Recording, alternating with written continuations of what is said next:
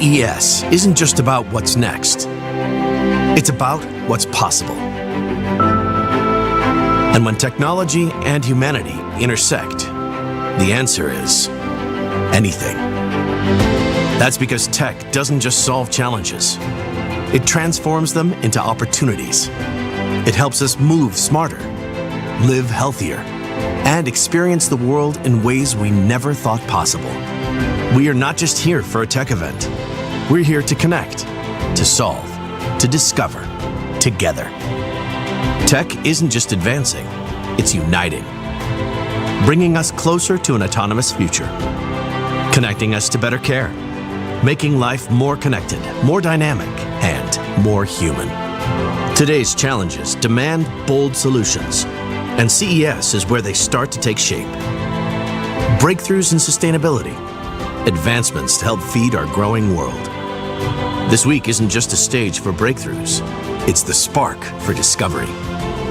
Every screen, every pixel, every part of the tech you will see here showcases the extraordinary potential of human ingenuity meeting technological power. Now we begin this celebration of what connects us, has the power to solve our greatest challenges, and offers endless possibilities we're yet to discover. Right here, right now, the world is watching. So let's dive in.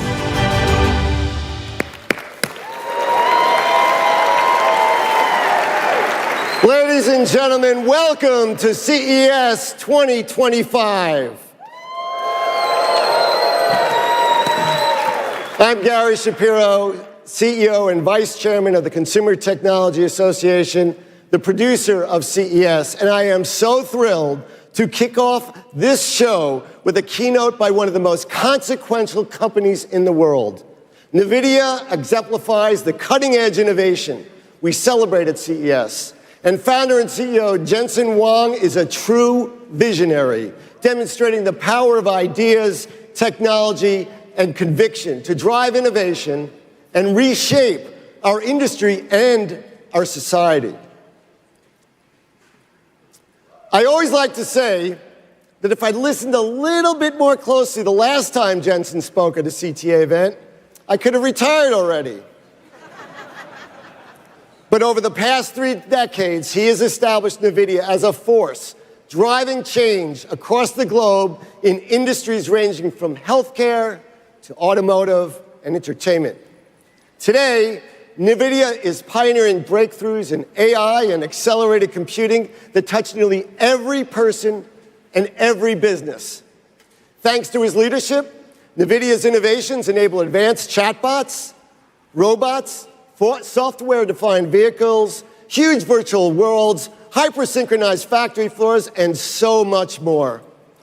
Huang has been named the world's best CEO by Fortune and The Economist, as well as one of Time Magazine's 100 most influential people in the world. But you know, the fact is, like for all of us in this room, our success and his success was not preordained. Jensen started out working at a Denny's as a dishwasher and a busboy, so be nice to them in the future. And he said that the lessons he's learned there, the value of hard work, humility, and hospitality, are what helped him keep the faith and persevere through some of NVIDIA's early challenges. In just a few minutes, we'll hear from NVIDIA founder and CEO Jensen Huang on his unwavering vision of the future and where we're headed next.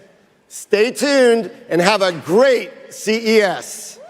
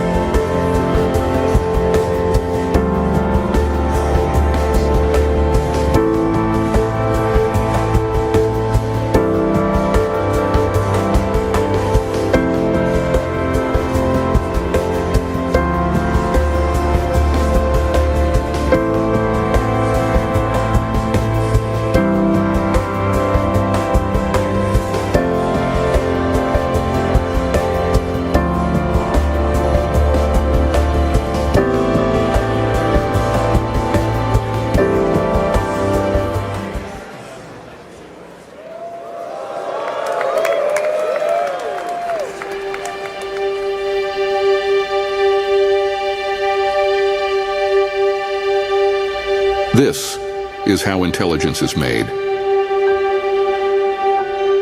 A new kind of factory. Generator of tokens. The building blocks of AI. Tokens have opened a new frontier, the first step into an extraordinary world, where endless possibilities are born.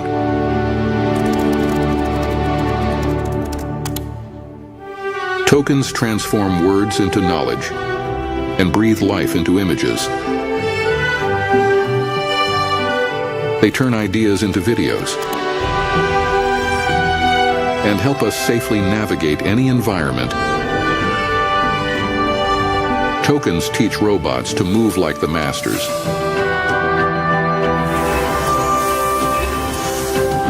Inspire new ways to celebrate our victories. A martini, please. Tony, light up.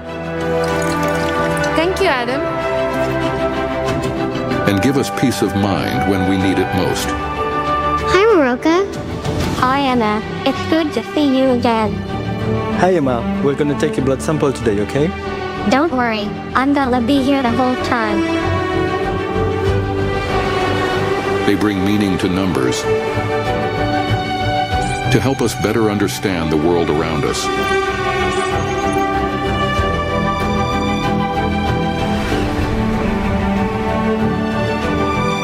Predict the dangers that surround us.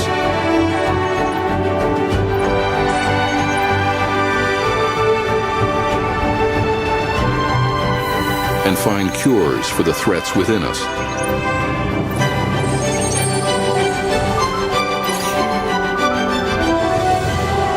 Tokens can bring our visions to life.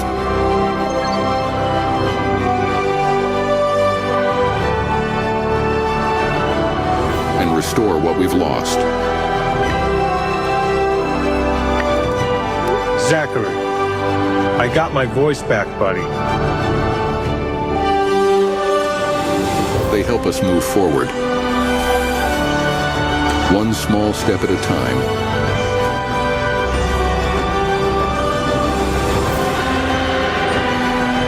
And one giant leap. Together.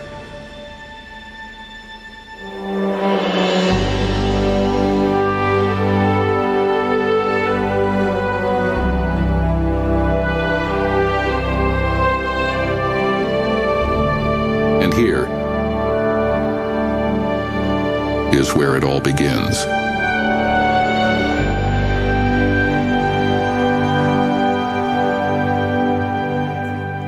Welcome to the stage, NVIDIA founder and CEO, Jensen Huang.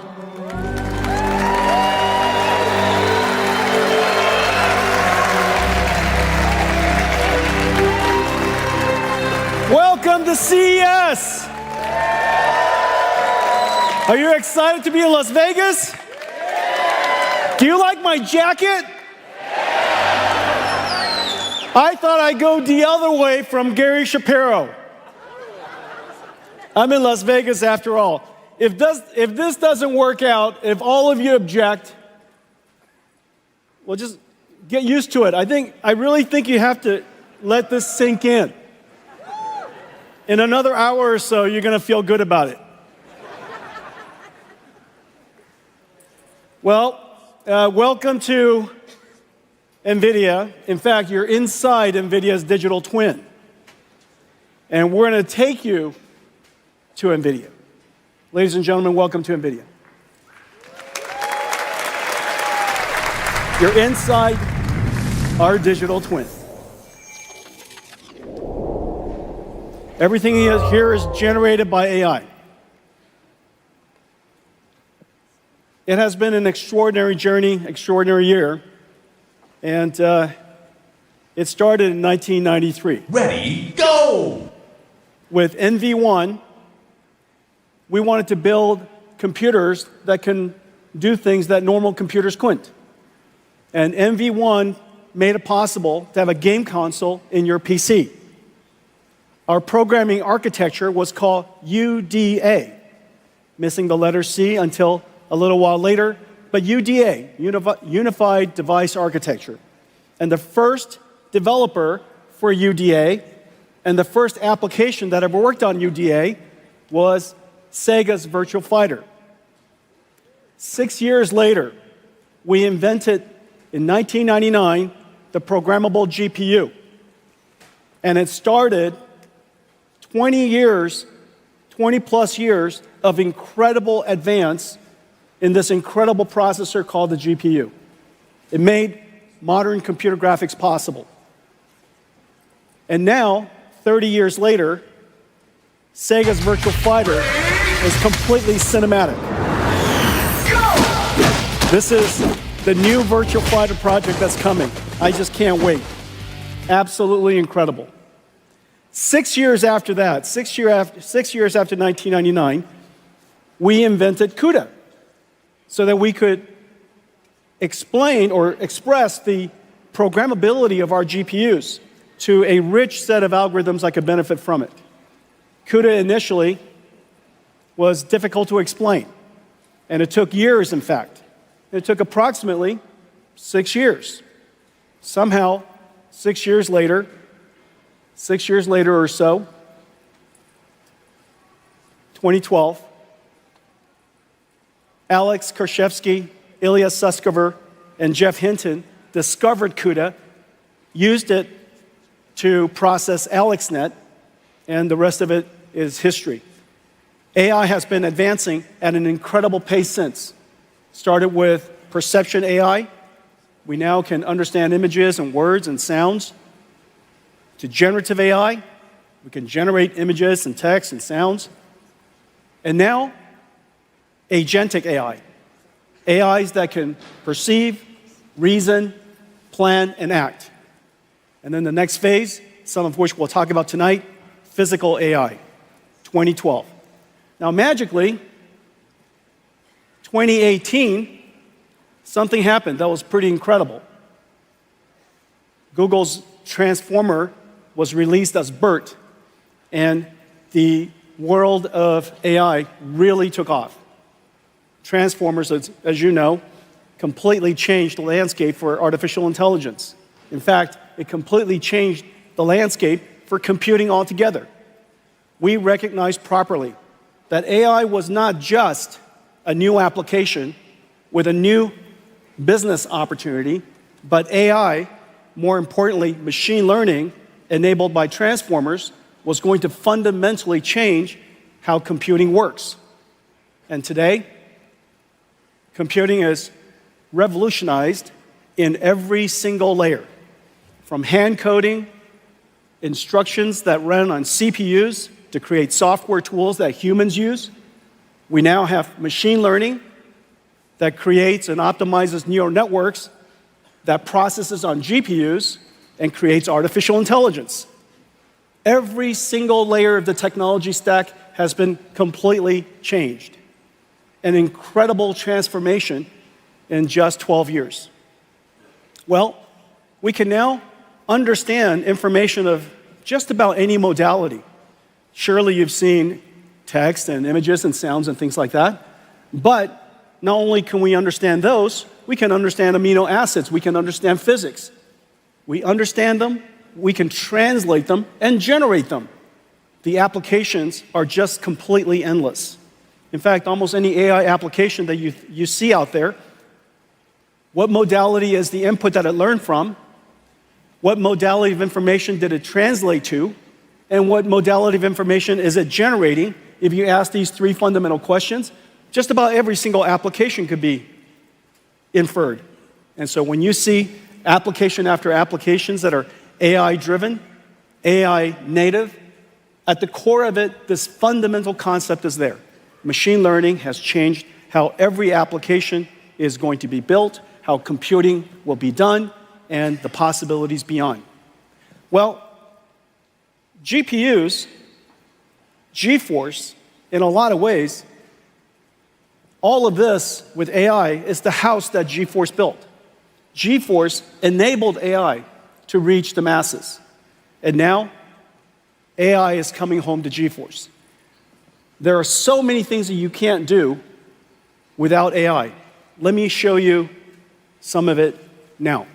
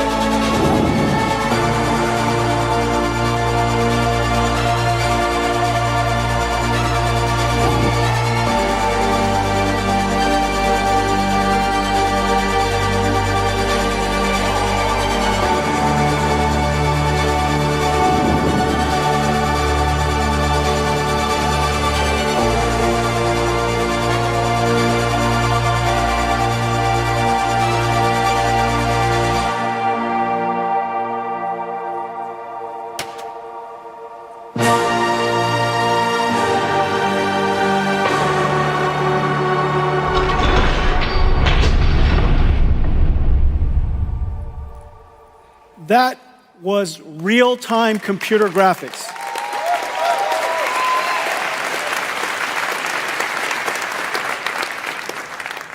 No computer graphics researcher, no computer scientist would have told you that it is possible for us to ray trace every single pixel at this point. Ray tracing is a simulation of light.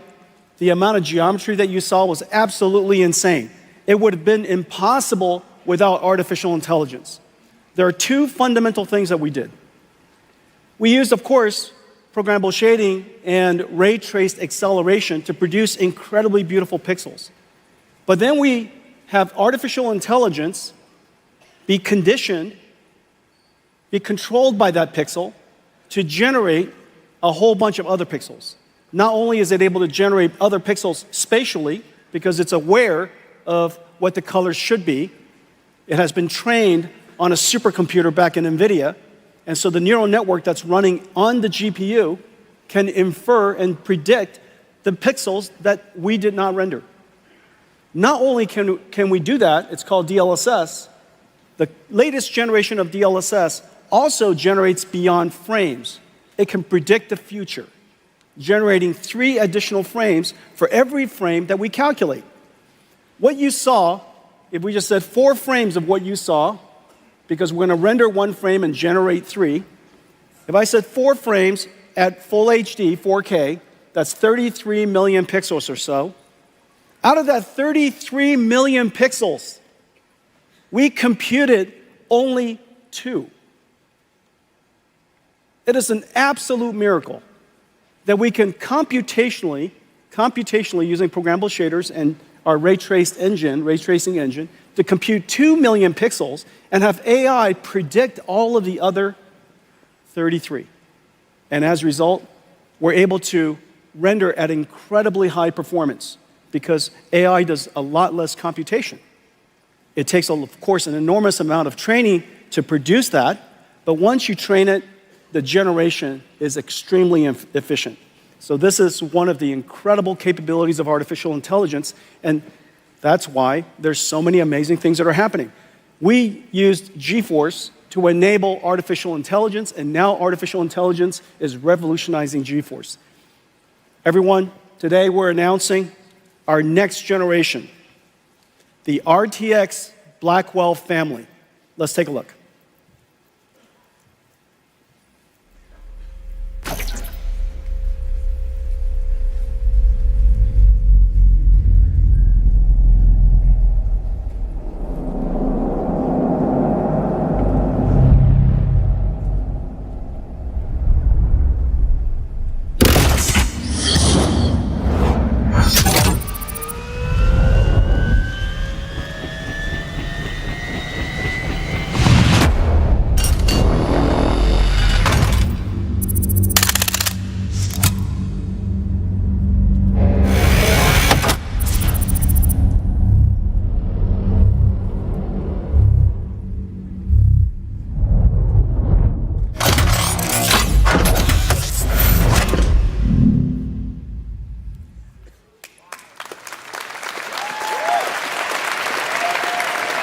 Here it is, our brand new GeForce RTX 50 series Blackwell architecture. The GPU is just a beast. 92 billion transistors, 4,000 TOPS, 4 petaflops of AI, 3 times higher than the last generation Ada. And we need all of it to generate those pixels that I showed you. 380 ray tracing teraflops so that we could, for the pixels that we have to compute the most beautiful image you possibly can. And of course, 125 shader teraflops. There's actually a concurrent shader teraflops as well as an integer unit of equal performance. So 2 dual shaders, one is for floating point, one is for integer. G7 memory from Micron, 1.8 terabytes per second, twice the performance of our last generation. And we now have the ability to intermix AI workloads with computer graphics workloads. And one of the amazing things about this generation is the programmable shader is also able to now process neural networks. So the shader is able to carry these neural networks, and as a result, we invented neural texture compression and neural material shading. As a result of that, you get these amazingly beautiful images that are only possible because we use AIs to learn the texture, learn the compression algorithm, and as a result, get extraordinary results. Okay, so this is the brand new RTX Blackwell 5090. Now, even the mechanical design is a miracle. Look at this, it's got 2 fans. This whole graphics card is just one giant fan. You know, so the question is, where's the graphics card? Is it literally this big? The voltage regulator design is state-of-the-art, incredible design. The engineering team did a great job. So here it is. Thank you.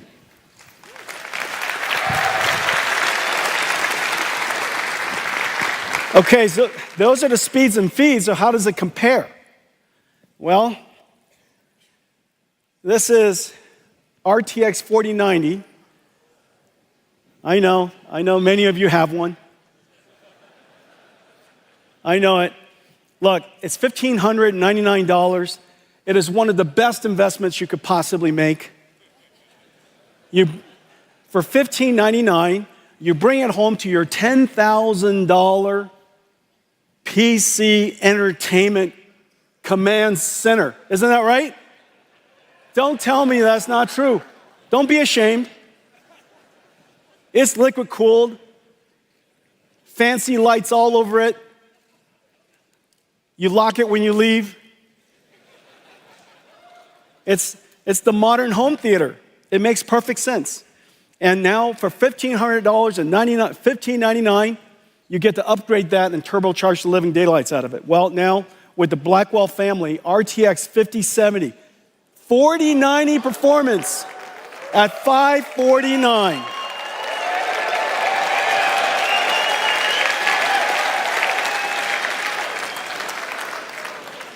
Impossible without artificial intelligence. Impossible without the 4 teraops of AI tensor cores. Impossible without the G7 memories.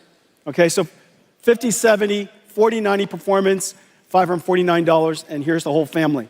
Starting from 5070 all the way up to 5090. 5090, twice the performance of a 4090. Starting, of course, we're producing at very large scale, availability starting January.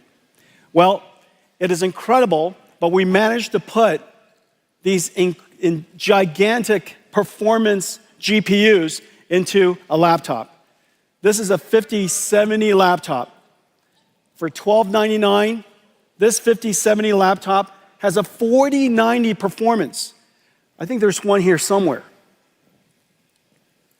Let me show you this. This is look at this thing. Here. There's only so many pockets. Ladies and gentlemen, Janine Paul. So can you imagine? You get this incredible graphics card here, Blackwell. We're going to shrink it and put it in there. Does that make any sense? Well, you can't do that without artificial intelligence. And the reason for that is because we're generating most of the pixels using our tensor cores. So we ray trace only the pixels we need, and we generate, using artificial intelligence, all of the other pixels we have. As a result, the energy efficiency is just off the charts. The future of computer graphics is neural rendering, the fusion of artificial intelligence and computer graphics. And what's really amazing is, oh, here we go. Thank you. This is a surprisingly kinetic keynote. And what's really amazing is the family of GPUs we're going to put in here. And so the 5090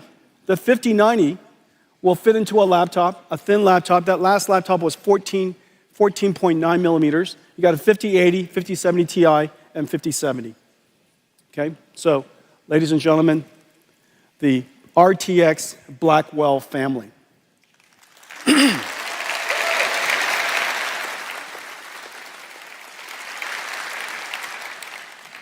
Well, GeForce brought AI to the world, democratized AI. Now AI has come back and revolutionized GeForce. Let's talk about artificial intelligence. Let's go to somewhere else at NVIDIA.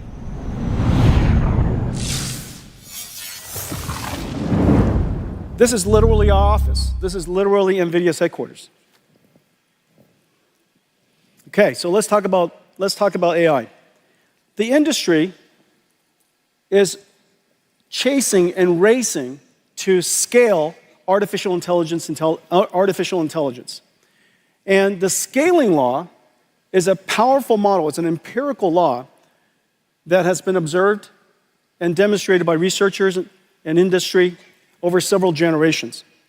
And the scaling law says that the more data you have, the training data that you have, the larger model that you have, and the more compute that you apply to it, therefore, the more effective or the more capable your model will become.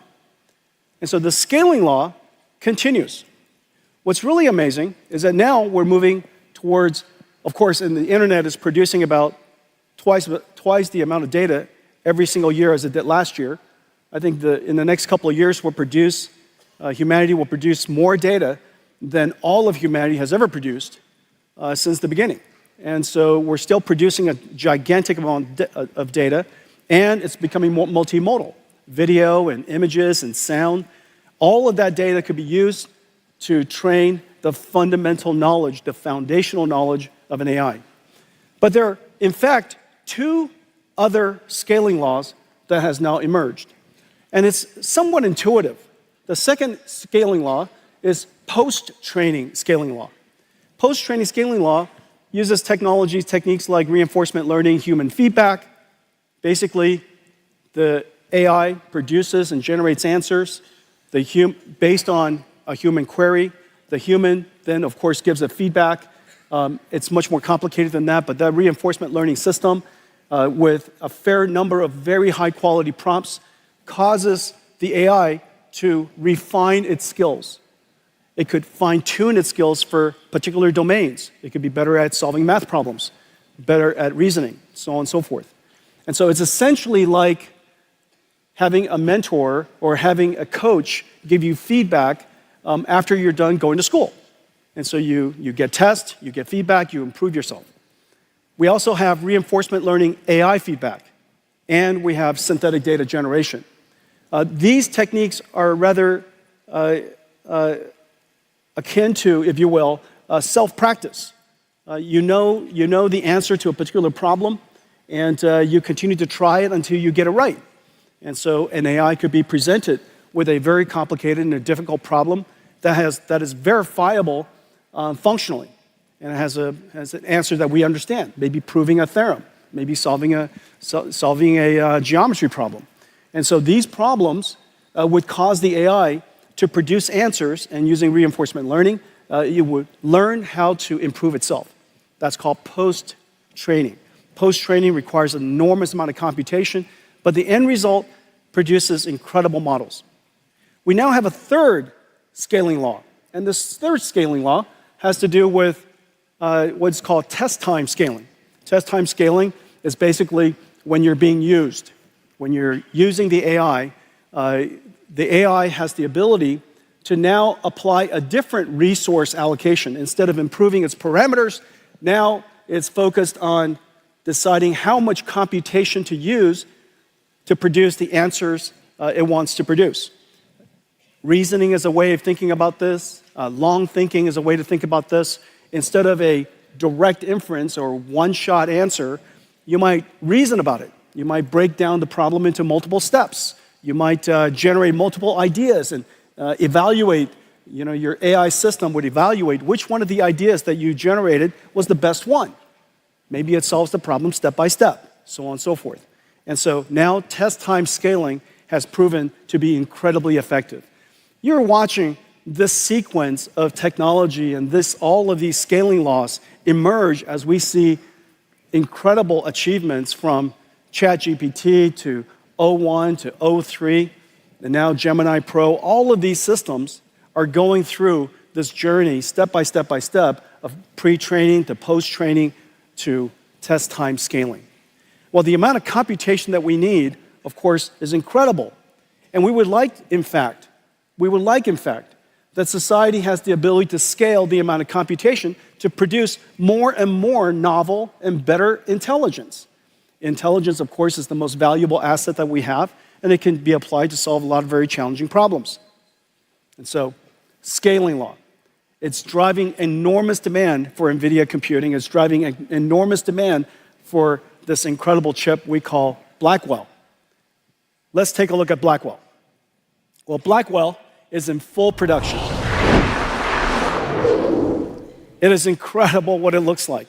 So first of all, there's some, every single cloud service provider now have systems up and running.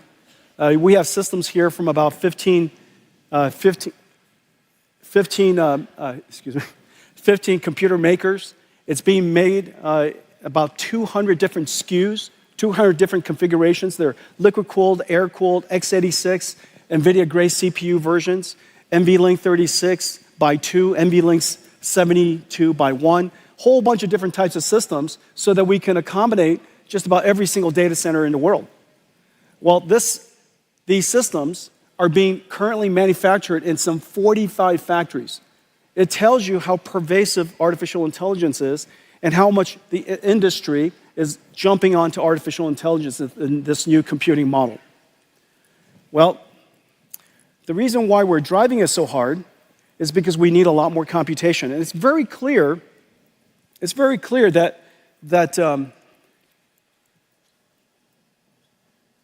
Janine?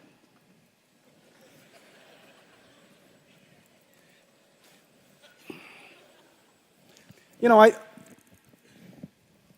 it's hard to tell. You don't ever want to reach your hands into a dark place. Hang on a second, is this a good idea? All right.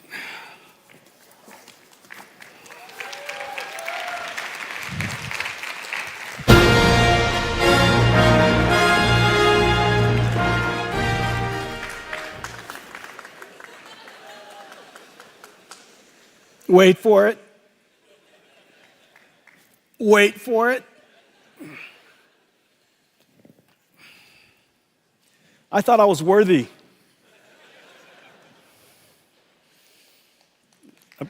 Apparently, Yonir didn't think I was worthy. All right. This is my show and tell. This is a show and tell. So, this NVLink system, this right here, this NVLink system, this is GB200 NVLink 72. It is 1.5 tons, 600,000 parts, approximately equal to 20 cars, 120 kilowatts. It has a spine behind it that connects all of these GPU together, 2 miles of copper cable, 5,000 cables. This is being manufactured in 45 factories around the world. We build them, we liquid cool them, we test them, we disassemble them, ship them in parts to the data centers because it's 1.5 tons. We reassemble it outside the data centers and install them. The manufacturing is insane. But the goal of all of this is because the scaling laws are driving computing so hard that this level of computation, Blackwell over our last generation, improves the performance per watt by a factor of 4. Performance per watt by a factor of 4, performance per dollar by a factor of 3. That basically says that in one generation, we reduce the cost of training these models by a factor of 3. Or if you want to increase the size of your model by a factor of 3, it's about the same cost. But the important thing is this. These are generating tokens that are being used by all of us when we use ChatGPT or when we use Gemini, use our phones in the future. Just about all of these applications are going to be consuming these AI tokens. And these AI tokens are being generated by these systems. And every single data center is limited by power. And so if the perf per watt of Blackwell is 4 times our last generation, then the revenue that could be generated, the amount of business that can be generated in the data center is increased by a factor of 4. And so these AI factory systems really are factories today. Now, the goal of all of this is so that we can create one giant chip. The amount of computation we need is really quite incredible. And this is basically one giant chip. If we would have had to build a chip, here we go. Sorry, guys. You see that? That's cool. Look at that, disco lights in here. All right. If we had to build this as one chip, obviously this would be the size of the wafer, but this doesn't include the impact of yield. It would have to be probably 3 or 4 times this size. But what we basically have here is 72 Blackwell GPUs or 144 dies. This one chip here is 1.4 exaflops. The world's largest supercomputer, fastest supercomputer, only recently, this entire room supercomputer only recently achieved an exaflop plus. This is 1.4 exaflops of AI floating point performance. It has 14 terabytes of memory, but here's the amazing thing. The memory bandwidth is 1.2 petabytes per second. That's basically the entire internet traffic that's happening right now. The entire world's internet traffic is being processed across these chips, okay? And we have 130 trillion transistors in total, 2,592 CPU cores, whole bunch of networking. And so these, I wish I could do this. I don't think I will. So these are the Blackwells.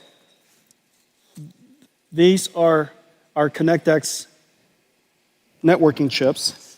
These are the NVLink, and we're trying to pretend about the NVLink spine, but that's not possible, okay? And these are all of the HBM memories, 14 terabytes of HBM memory. This is what we're trying to do, and this is the miracle of the Blackwell system. The Blackwell dies right here.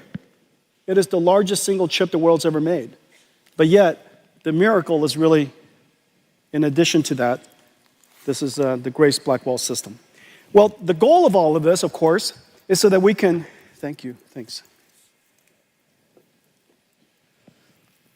Boy, is there a chair I could sit down for a second?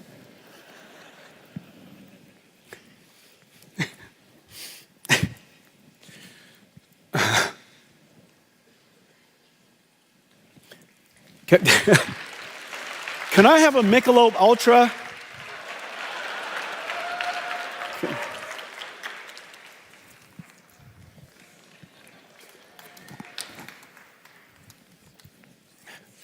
How is it possible that we're in the Michelob Ultra Stadium? It's like coming to NVIDIA and we don't have a GPU for you.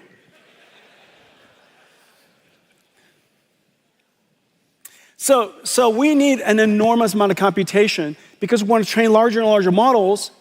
And these inferences used to be one inference, but in the future, the AI is going to be talking to itself. It's going to be thinking.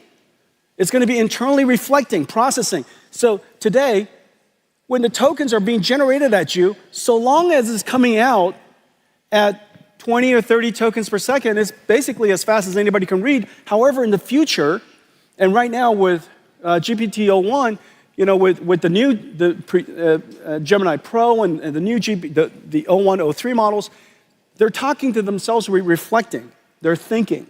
And so, as you can imagine, the rate at which the tokens could be ingested is incredibly high. And so we need the token rates, the token generation rates, to go way up. And we also have to drive the cost way down simultaneously so that the quality of service can be extraordinary, the cost to customers can continue to be low, and AI will continue to scale. And so that's the fundamental purpose, the reason why we created NVLink. Well, one of the most important things that's happening in the world of enterprise is agentic AI. Agentic AI basically is a perfect example of test time scaling. AI is a system of models. Some of it is understanding, interacting with the customer, interacting with the user. Some of it is maybe retrieving information from storage, a semantic AI system like a RAG. Maybe it's going on to the internet. Maybe it's studying a PDF file. And so it might be using tools. It might be using a calculator. And it might be using a generative AI to generate charts and such. And it's taking the problem you gave it, breaking it down step by step, and it's iterating through all these different models. Well, in order to respond to a customer in the future, in order for AI to respond, it used to be ask a question, answer starts spewing out. In the future, you ask a question, a whole bunch of models are going to be working in the background. And so test time scaling, the amount of computation used for inferencing, is going to go through the roof. It's going to go through the roof because we want better and better answers. Well, to help the industry build agentic AI, our go-to-market is not direct to enterprise customers. Our go-to-market is we work with software developers in the IT ecosystem to integrate our technology to make possible new capabilities, just like we did with CUDA libraries. We now want to do that with AI libraries. And just as the computing model of the past has APIs that are doing computer graphics or doing linear algebra or doing fluid dynamics, in the future, on top of those acceleration libraries, CUDA acceleration libraries, we'll have AI libraries. We've created 3 things for helping the ecosystem build agentic AI. NVIDIA NIMs, which are essentially AI microservices all packaged up. It takes all of this really complicated CUDA software, CUDA DNN, Cutlass, or TensorRT-LM, or Triton, or all of these different really complicated software, and the model itself, we package it up, we optimize it, we put it into a container, and you could take it wherever you like. And so we have models for vision, for understanding languages, for speech, for animation, for digital biology, and we have some new exciting models coming for physical AI.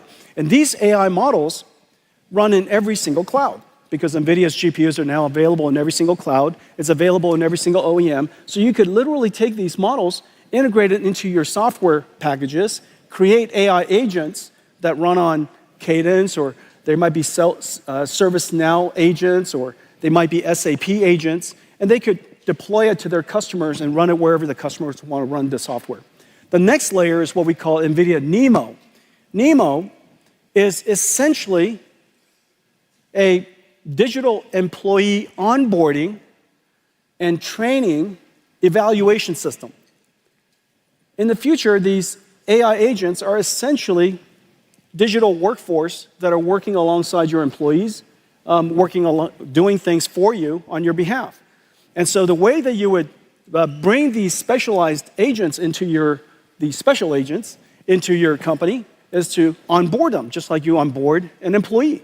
And so we have different libraries that helps these AI agents be trained for the type of language in your company. Maybe the vocabulary is unique to your company, the business process is different, the way you work is different. So you would give them examples of what the work product should look like, and they would try to generate it, and you would give it feedback, and then you would evaluate them, so on and so forth. And so and you would guardrail them. You say, these are the things that you're not allowed to do. These are the things you're not allowed to say. And we even give them access to certain information. Okay, so that entire pipeline, digital employee pipeline, is called NeMo. In a lot of ways, the IT department of every company is going to be the HR department of AI agents in the future. Today, they manage and maintain a bunch of software from the IT industry. In the future, they'll maintain, nurture, onboard, and improve a whole bunch of digital agents and provision them to the companies to use. Okay, and so your IT department is going to become kind of like AI agent HR.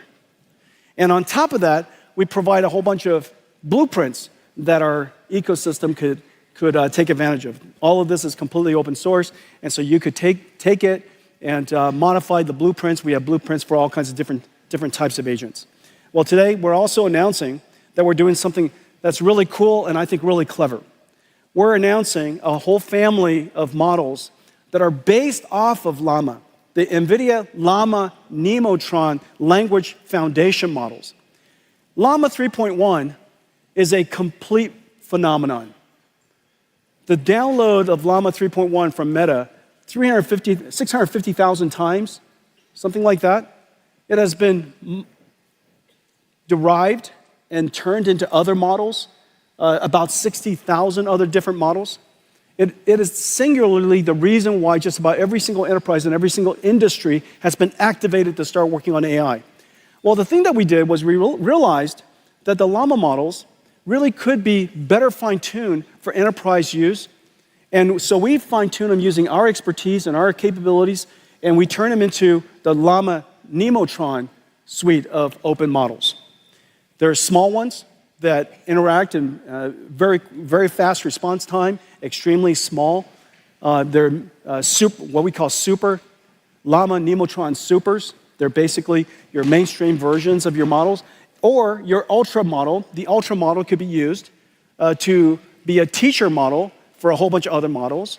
It could be a reward model, evaluator, a judge for other models to create answers and decide whether it's a good answer or not, basically give feedback to other models. It could be distilled in a lot of different ways. Basically, a teacher model, a knowledge distillation model. Very large, very capable. And so all of this is now available online. Well, these models are incredible. It's number one in leaderboards for chat, leaderboard for instruction, leaderboard for retrieval. So the different types of functionalities necessary that are used in AI agents around the world, these are going to be incredible models for you. We're also working with the ecosystem. All of our NVIDIA AI technologies are integrated into the IT industry. We have great partners and really great work being done at ServiceNow, at SAP, at Siemens for industrial AI.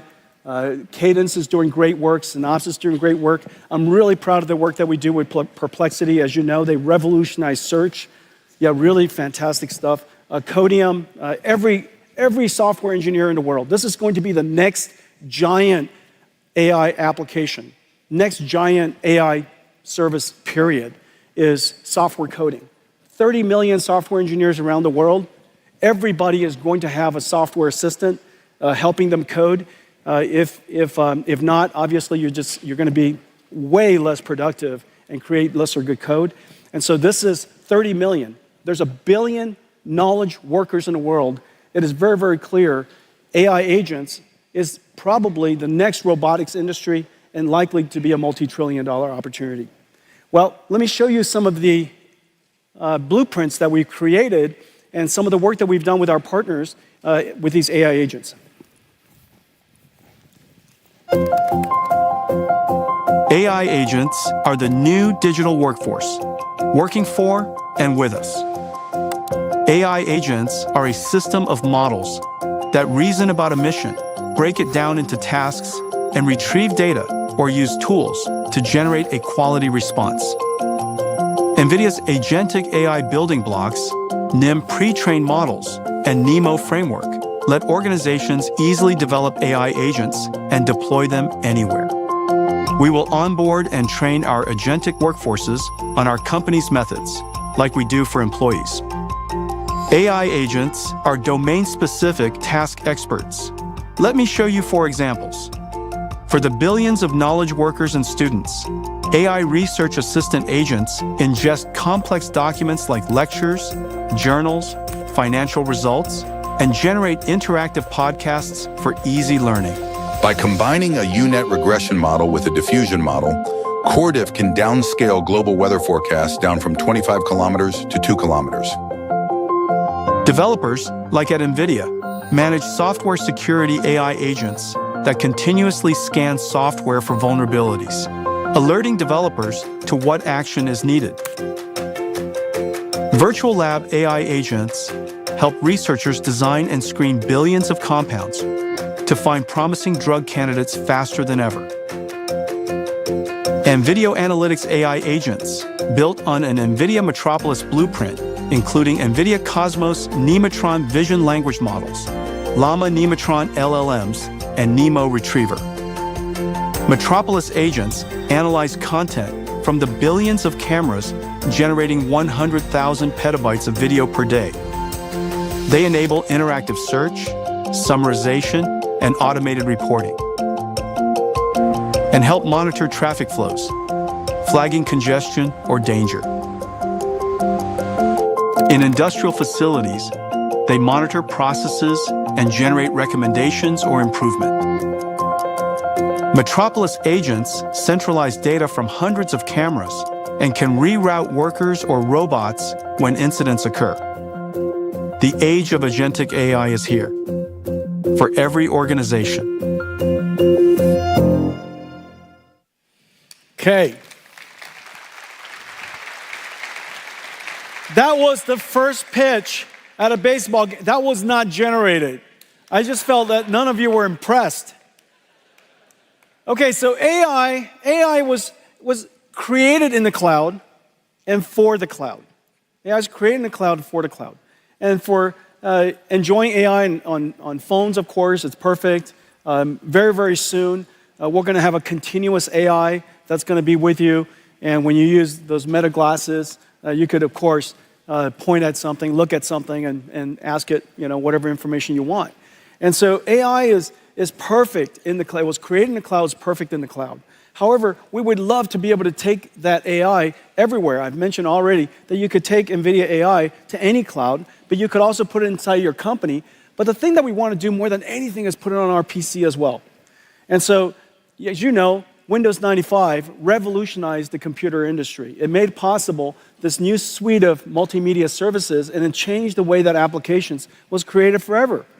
Windows 95, this model of computing, of course, is not perfect for AI. And so the thing that we would like to do is we would like to have, in the future, your AI basically become your AI assistant. And instead of just the 3D APIs and the sound APIs and the video APIs, you would have generative APIs for 3D and generative APIs for language and generative AI for sound and so on and so forth. And we need a system that makes that possible while leveraging the massive investment that's in the cloud.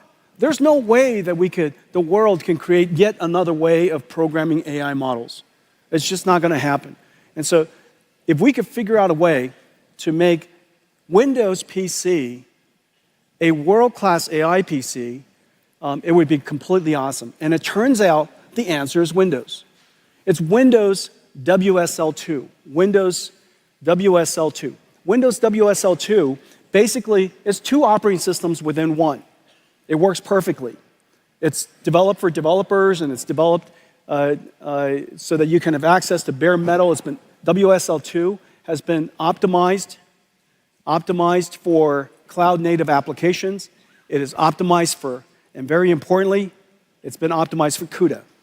And so WSL2 supports CUDA perfectly out of the box. As a result, everything that I showed you with NVIDIA NIMs, NVIDIA NeMo, the blueprints that we develop that are going to be up in ai.nvidia.com, so long as the computer fits it, so long as you can fit that model, and we're going to have many models that fit, whether it's vision models or language models or speech models or these animation digital human models, all kinds of different types of models are going to be perfect for your PC, and you download it and it should just run.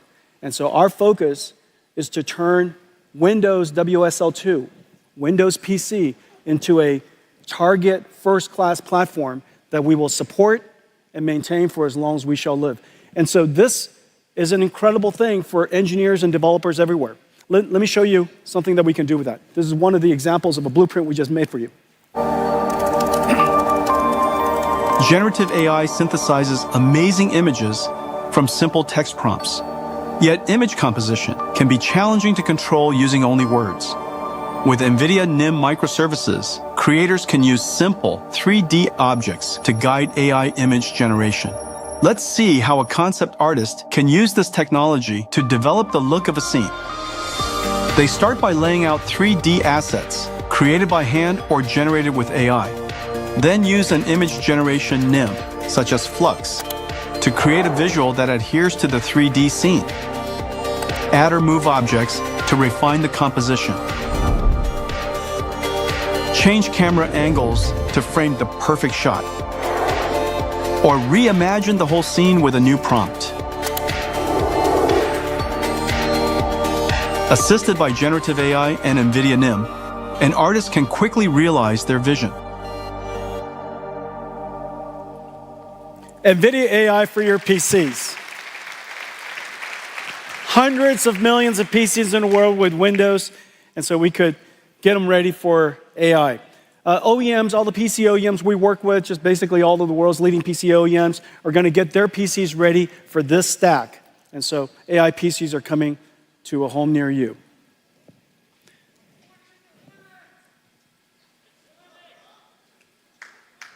Linux is good.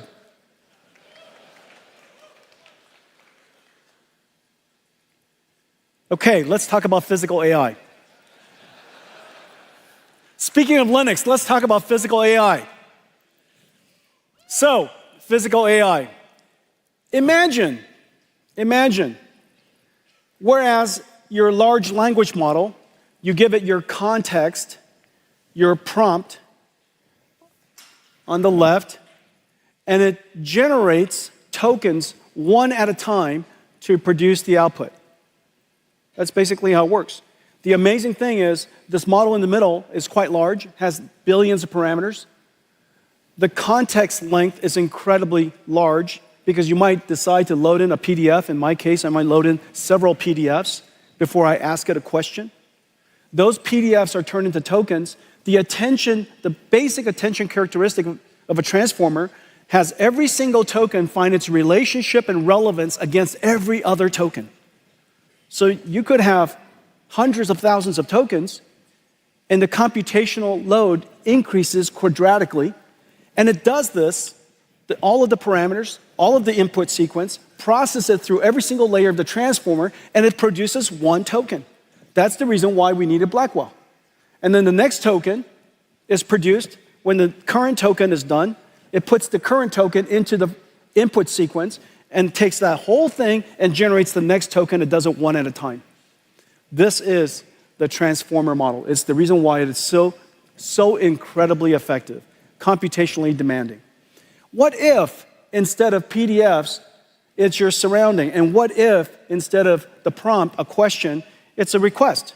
Go over there and pick up that box and bring it back. And instead of what is produced in tokens as text, it produces action tokens. Well, that I just described is a very sensible thing for the future of robotics. And the technology is right around the corner. But what we need to do is we need to create the effectively the world model of, as opposed to GPT, which is a language model. And this world model has to understand the language of the world. It has to understand physical dynamics, things like gravity and friction and inertia. It has to understand geometric and spatial relationships. It has to understand cause and effect. If you drop something, it falls to the ground. If you poke at it, it tips over. It has to understand object permanence. If you roll a ball over the kitchen counter, when it goes off the other side, the ball didn't leave into another quantum universe. That's still there. And so all of these types of understanding is intuitive understanding that we know that most models today have a very hard time with. And so we would like to create we need a world foundation model. Today, we're announcing a very big thing. We're announcing NVIDIA Cosmos, a world foundation model that is designed, that was created to understand the physical world. And the only way for you to really understand this is to see it. Let's play it.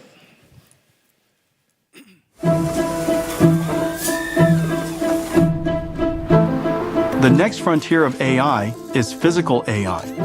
Model performance is directly related to data availability, but physical world data is costly to capture, curate, and label. NVIDIA Cosmos is a world foundation model development platform to advance physical AI.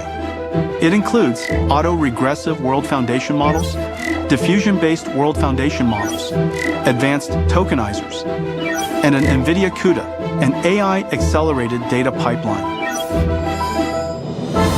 Cosmos models ingest text, image, or video prompts and generate virtual world states as videos. Cosmos generations prioritize the unique requirements of AV and robotics use cases, like real-world environments, lighting, and object permanence.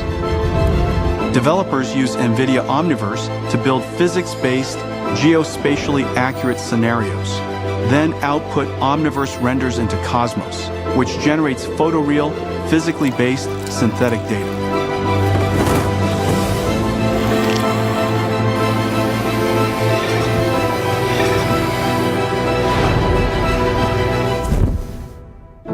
Whether diverse objects or environments,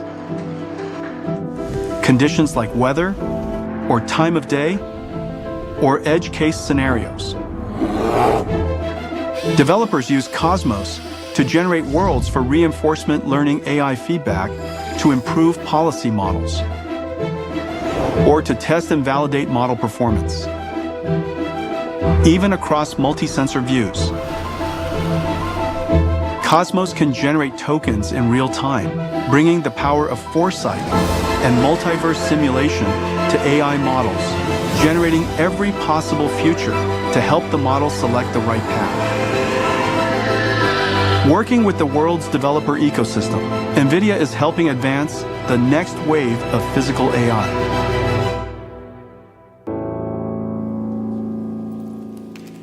NVIDIA Cosmos. NVIDIA Cosmos. NVIDIA Cosmos, the world's first world foundation model. It is trained on 20 million hours of video. The 20 million hours of video focuses on physical dynamic things. So dynamic nature themes, humans walking, hands moving, manipulating things, things that are fast camera movements. It's really about teaching the AI, not about generating creative content, but teaching the AI to understand the physical world. And with this physical AI, there are many downstream things that we could do as a result. We could do synthetic data generation to train models. We could distill it and turn it into effectively the beginnings of a robotics model. You could have it generate multiple physically based, physically plausible scenarios of the future, basically do a Doctor Strange. You could, because this model understands the physical world, of course, you saw a whole bunch of images generated. This model understanding the physical world, it also could do, of course, captioning. And so it could take videos, caption it incredibly well, and that captioning and the video could be used to train large language models, multimodality large language models. And so you could use this technology to use this foundation model to train robots, as well as large language models. And so this is the NVIDIA Cosmos. The platform has an autoregressive model for real-time applications, has diffusion model for very high-quality image generation. It's incredible tokenizer, basically learning the vocabulary of real world, and a data pipeline so that if you would like to take all of this and then train it on your own data, this data pipeline, because there's so much data involved, we've accelerated everything end-to-end for you. And so this is the world's first data processing pipeline that's CUDA accelerated as well as AI accelerated. All of this is part of the Cosmos platform. And today we're announcing that Cosmos is open licensed. It's open available on GitHub.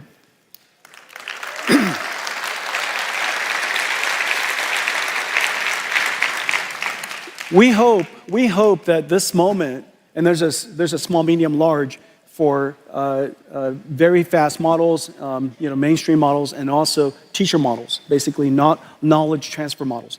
Cosmos World Foundation model being open, we really hope will do for the world of robotics and industrial AI what Llama 3 has done for enterprise AI. The magic happens when you connect Cosmos to Omniverse, and the reason fundamentally is this. Omniverse is a physics grounded, not physically grounded, but physics grounded. It's algorithmic physics, principled physics simulation grounded system. It's a simulator. When you connect that to Cosmos, it provides the grounding, the ground truth that can control and to condition the Osmos generation. As a result, what comes out of Osmos is grounded on truth. This is exactly the same idea as connecting a large language model to a RAG, to a retrieval augmented generation system. You want to ground the AI generation on ground truth. And so the combination of the two gives you a physically simulated, a physically grounded multiverse generator. And the application, the use cases are really quite exciting. And of course, for robotics, for industrial applications, it is very, very clear. This Cosmos plus Omniverse plus Cosmos represents the third computer that's necessary for building robotic systems. Every robotics company will ultimately have to build 3 computers. The robotic system could be a factory, the robotic system could be a car, it could be a robot. You need 3 fundamental computers. One computer, of course, to train the AI. We call it the DGX computer, to train the AI. Another, of course, when you're done, to deploy the AI. We call that AGX. That's inside the car, in the robot, or in an AMR, or in a stadium, or whatever it is. These computers are at the edge, and they're autonomous. But to connect the two, you need a digital twin. And this is all the simulations that you were seeing. The digital twin is where the AI that has been trained goes to practice, to be refined, to do its synthetic data generation, reinforcement learning, AI feedback, such and such. And so it's the digital twin of the AI. These 3 computers are going to be working interactively. NVIDIA's strategy for the industrial world, and we've been talking about this for some time, is this 3-computer system. Instead of a three-body problem, we have a 3-computer solution. And so it's the NVIDIA of robotics.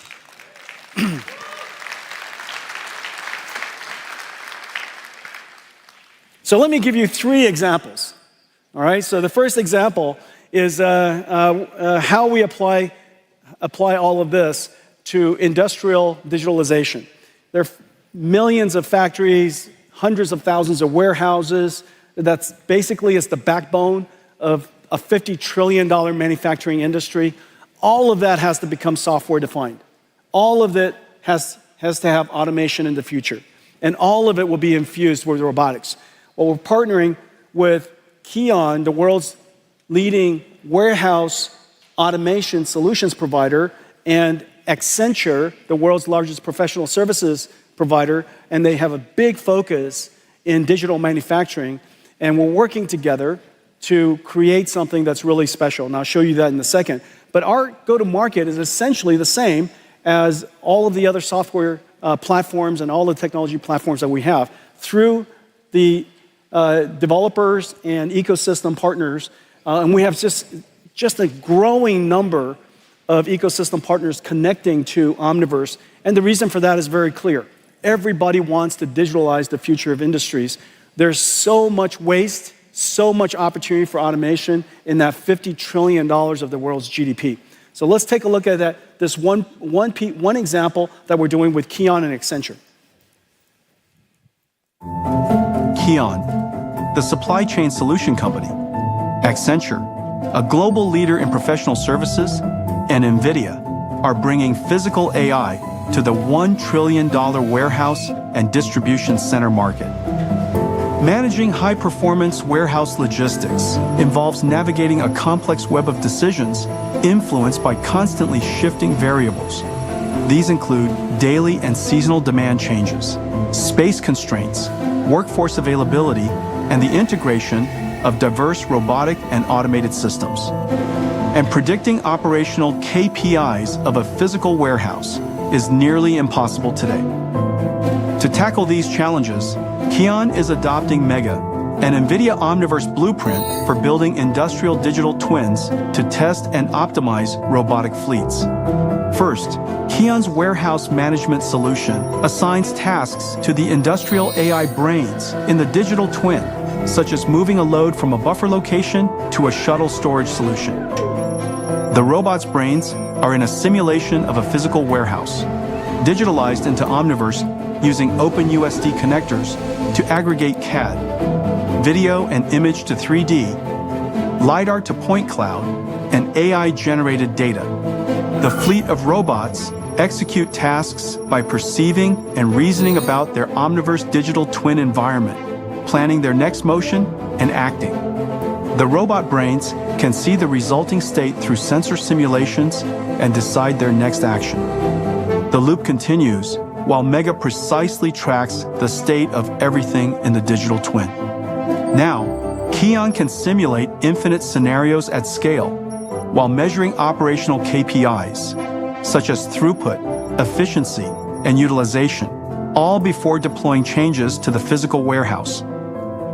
Together with NVIDIA, Keon and Accenture are reinventing industrial autonomy. In the future, that's incredible. Everything is in simulation. In the future, every factory will have a digital twin. And that digital twin operates exactly like the real factory. And in fact, you could use Omniverse with Cosmos to generate a whole bunch of future scenarios, and you pick, then an AI decides which one of the scenarios are the most optimal for whatever KPIs, and that becomes the programming constraints, the program, if you will, the AIs that will be deployed into the real factories. The next example, autonomous vehicles. The AV revolution has arrived. After so many years, with Waymo's success and Tesla's success, it is very, very clear autonomous vehicles has finally arrived. Well, our offering to this industry is the three computers: the training systems to train the AIs, the simulation systems, and the synthetic data generation systems, Omniverse and now Cosmos, and also the computer that's inside the car. Each car company might work with us in a different way, use one or two or three of the computers. We're working with just about every major car company around the world: Waymo and Zoox and Tesla, of course, in their data center, BYD, the largest EV company in the world, JLR's got a really cool car coming, Mercedes has a fleet of cars coming with NVIDIA starting this year, going to production. And I'm super, super pleased to announce that today, Toyota and NVIDIA are going to partner together to create their next generation AVs.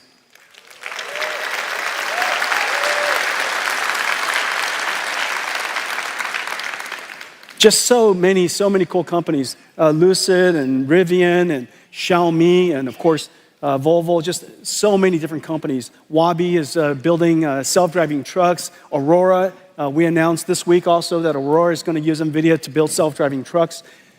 Autonomous, 100 million cars built each year, a billion vehicles on the road all over the world, 1 trillion miles that are driven around the world each year.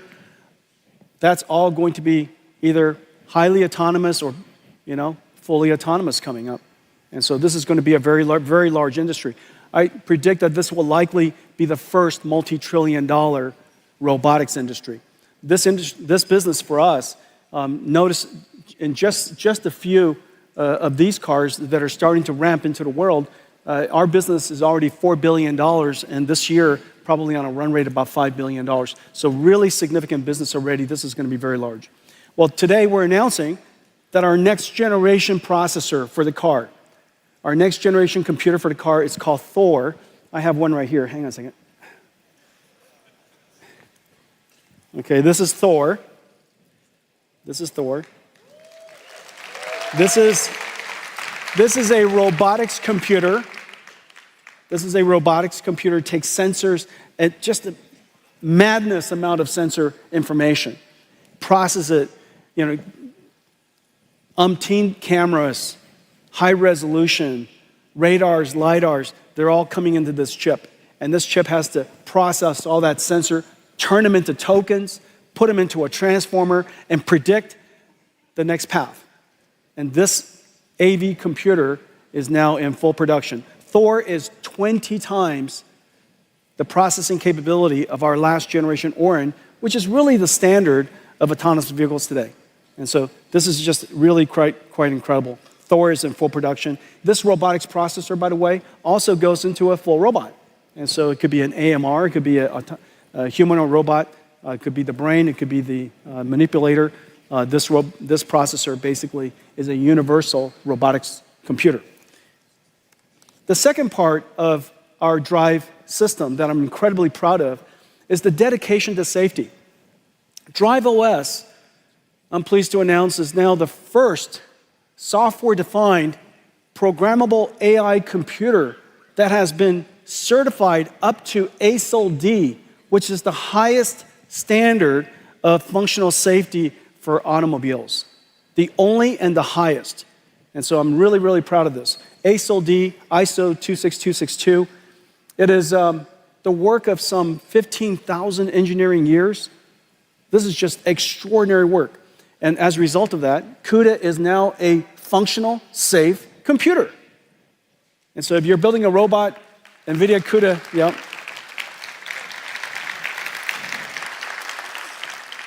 Okay, so now I told you I was going to show you what would we use Omniverse and Cosmos to do in the context of self-driving cars. And today, instead of showing you a whole bunch of videos of cars driving on the road, I'll show you some of that too. But I want to show you how we use the car to reconstruct digital twins automatically using AI and use that capability to train future AI models. Okay, let's play it. The autonomous vehicle revolution is here. Building autonomous vehicles, like all robots, requires 3 computers: NVIDIA DGX to train AI models, Omniverse to test drive and generate synthetic data, and Drive AGX, a supercomputer in the car. Building safe autonomous vehicles means addressing edge scenarios, but real-world data is limited, so synthetic data is essential for training. The Autonomous Vehicle Data Factory, powered by NVIDIA Omniverse, AI models, and Cosmos, generates synthetic driving scenarios that enhance training data by orders of magnitude. First, OmniMap fuses map and geospatial data to construct drivable 3D environments. Driving scenario variations can be generated from replayed drive logs or AI traffic generators. Next, a neural reconstruction engine uses autonomous vehicle sensor logs to create high-fidelity 4D simulation environments. It replays previous drives in 3D and generates scenario variations to amplify training data. Finally, Edify 3DS automatically searches through existing asset libraries or generates new assets to create sim-ready scenes.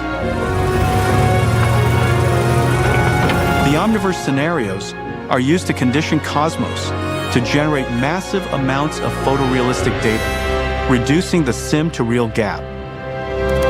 And with text prompts, generate near infinite variations of the driving scenario. With Cosmos Nemotron Video Search, the massively scaled synthetic dataset, combined with recorded drives, can be curated to train models. NVIDIA's AI Data Factory scales hundreds of drives into billions of effective miles, setting the standard for safe and advanced autonomous driving. Isn't that incredible? We take thousands of drives and turn them into billions of miles. We are going to have mountains of training data for autonomous vehicles. Of course, we still need actual cars on the road.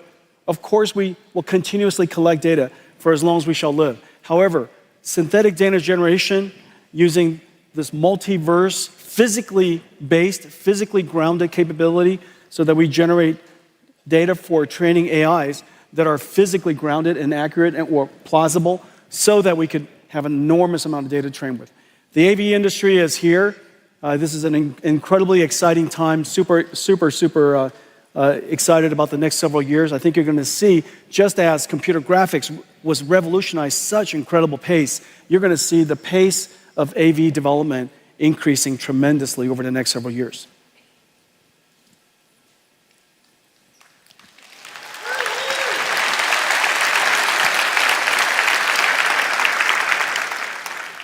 I think the next part is robotics. So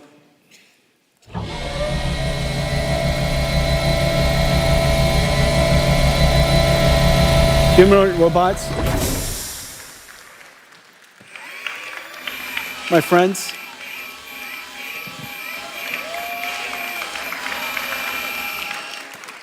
the ChatGPT moment for general robotics is just around the corner. And in fact, all of the enabling technologies that I've been talking about is going to make it possible for us in the next several years to see very rapid breakthroughs, surprising breakthroughs in general robotics. Now, the reason why general robotics is so important is whereas robots with tracks and wheels require special environments to accommodate them, there are three robots in the world that we can make that require no green fields. Brownfield adaptation is perfect.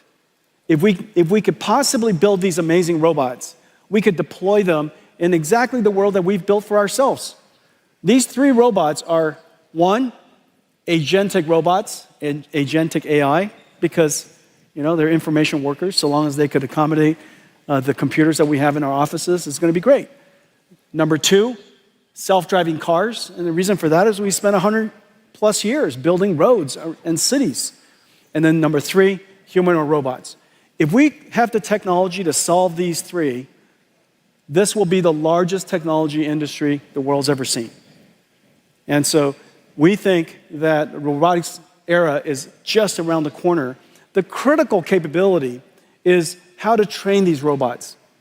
In the case of humanoid robots, the imitation information is rather hard to collect. And the reason for that is, in the case of car, you just drive it. We're driving cars all the time. In the case of these humanoid robots, the imitation information, the human demonstration is rather laborious to do. And so we need to come up with a clever way to take hundreds of demonstrations, thousands of human demonstrations, and somehow use artificial intelligence and Omniverse to synthetically generate millions of synthetically generated motions. And from those motions, the AI can learn how to perform a task. Let me show you how that's done.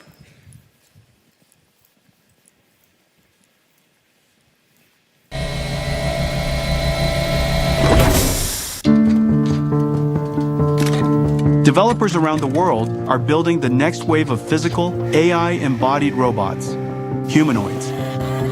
Developing general-purpose robot models requires massive amounts of real-world data, which is costly to capture and curate.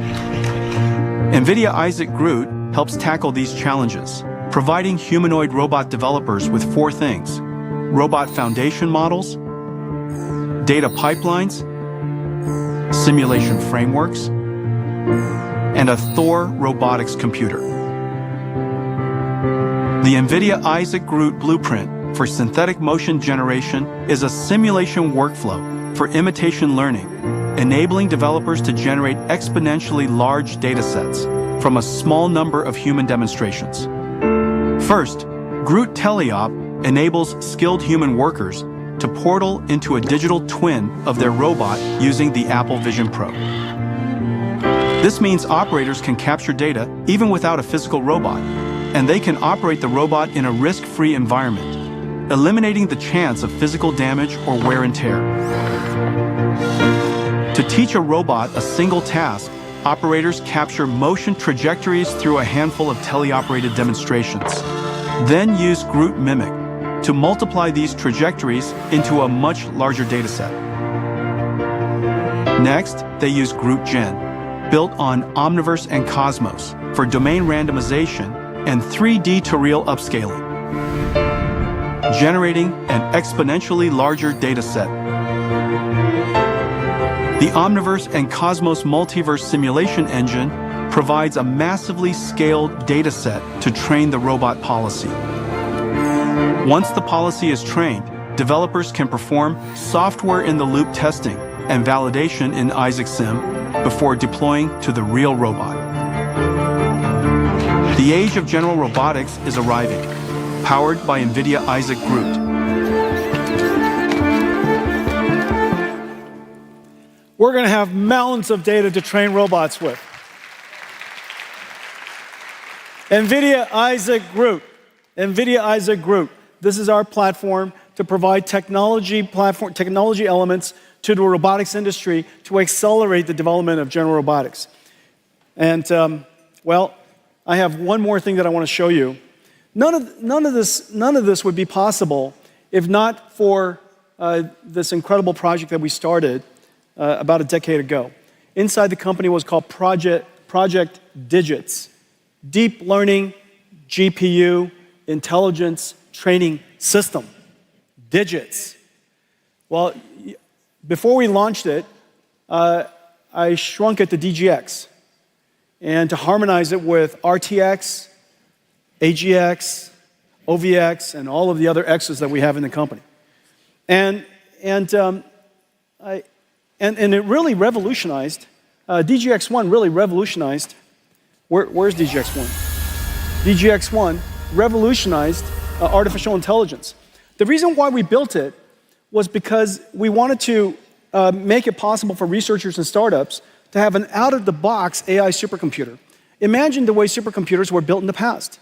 You really have to build your own facility, and you have to go build your own infrastructure and really engineer it into existence. And so we created a supercomputer for AI development for researchers and startups that comes literally one out of the box. I delivered the first one to a startup company in 2016 called OpenAI, and Elon was there, and Ilya Sutskever was there, and many of the NVIDIA engineers were there, and we celebrated the arrival of DGX1, and obviously it revolutionized artificial intelligence and computing. But now artificial intelligence is everywhere. It's not just in researchers and startup labs. You know, we want artificial intelligence, as I mentioned in the beginning of our talk. This is now the new way of doing computing. This is the new way of doing software. Every software engineer, every creative artist, everybody who uses computers today as a tool will need an AI supercomputer. And so I just wish that DGX1 was smaller. And,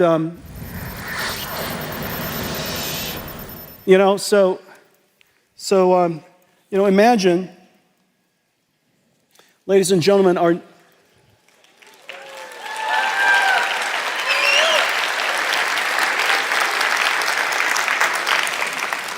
this is NVIDIA's latest AI supercomputer. And it's finally called Project Digits right now. And if you have a good name for it, reach out to us. Here's the amazing thing. This is an AI supercomputer. It runs the entire NVIDIA AI stack. All of NVIDIA software runs on this. DGX Cloud runs on this. This sits, well, somewhere, and it's wireless or connected to your computer. It's even a workstation if you like it to be. And you could access it, you could reach it like a cloud supercomputer, and NVIDIA's AI works on it. And it's based on a super secret chip that we've been working on called GB110, the smallest Grace Blackwell that we make. And I have, well, you know what? Let's show everybody inside.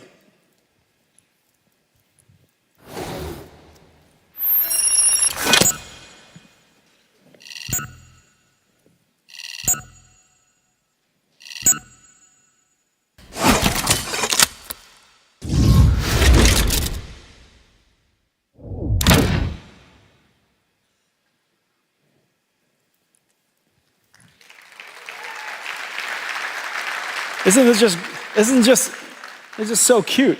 And this is the chip that's inside. It is in production. This top secret chip we did in collaboration. The CPU, the Grace CPU, is built for NVIDIA in collaboration with MediaTek. They're the world's leading SoC company, and they worked with us to build this CPU SoC, and connect it with chip-to-chip NVLink to the Blackwell GPU. And this little thing here is in full production. We're expecting this computer to be available around May timeframe. And so it's coming at you. It's just incredible what we could do. And it's just, I think I was trying to figure out, do I need more hands or more pockets? All right, so imagine this is what it looks like. You know, who doesn't want one of those? And if you use PC, Mac, you know, anything, because you know, it's a cloud platform. It's a cloud computing platform that sits on your desk. You could also use it as a Linux workstation if you like. If you would like to have double digits, this is what it looks like. You know, and you connect it together with ConnectX, and it has nickel, GPU Direct, all of that out of the box. It's like a supercomputer. Our entire supercomputing stack is available. And so, NVIDIA Project Digits.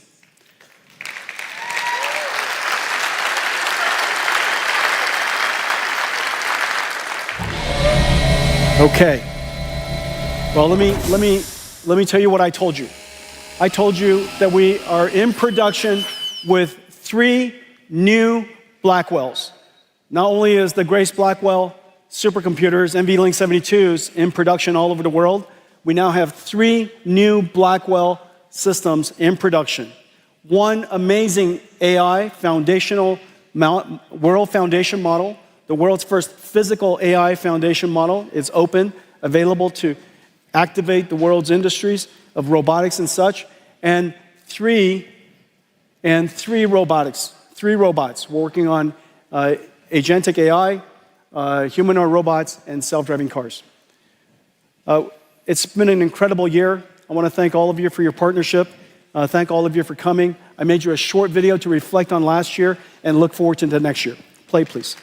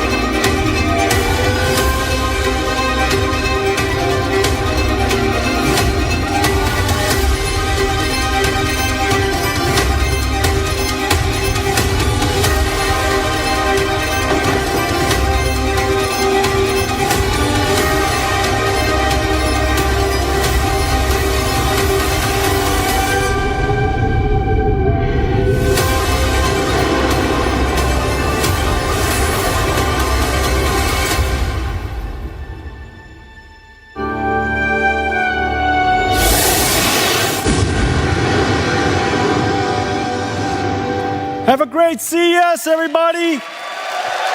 Happy New Year. Thank you.